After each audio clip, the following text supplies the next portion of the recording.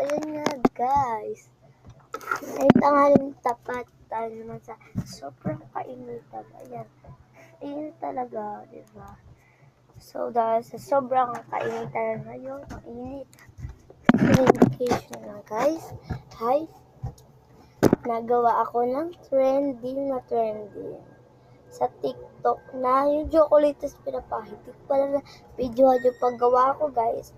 Kasi, na-excite ako. So, ayun. Di na nakuskus yung iba guys. Kasi siguro di pa shadow matigas. Ewan ko. Tapos yung iba, ang galing niya talaga na pop up. So, excuse me.